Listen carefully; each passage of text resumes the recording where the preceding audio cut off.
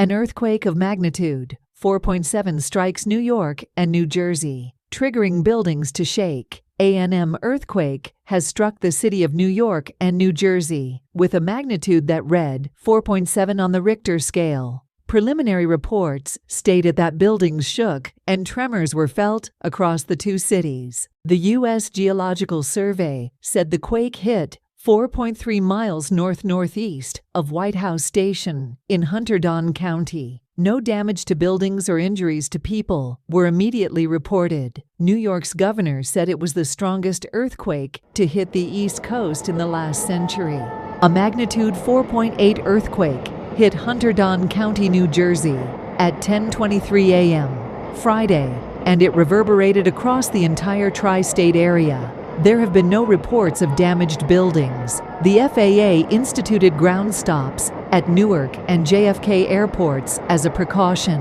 No major infrastructure impacts were immediately reported to transit systems, according to the MTA, and NYPD emergency management officials say no aftershocks are likely, but they are also unpredictable. If you find yourself in one, drop to the floor and cover your neck, experts say. A magnitude 4.8 earthquake struck New Jersey Friday, triggering frenzied phone calls from Manhattan to Albany to Long Island, Montclair, and New Haven, as buildings rumbled in a region unaccustomed to the ground shaking. The U.S. Geological Survey said the quake hit 4.3 miles north-northeast of White House Station in Hunterdon County, about 45 miles west of New York City, at 10:23 a.m. It was a shallow earthquake, only 2.9 miles deep, which means an earthquake of that strength would be felt by a larger number of people. USGS put that number at 42 million. We're taking this extremely seriously, New York Governor Kathy Hochul said, calling it the most powerful earthquake to hit the East Coast in the last century.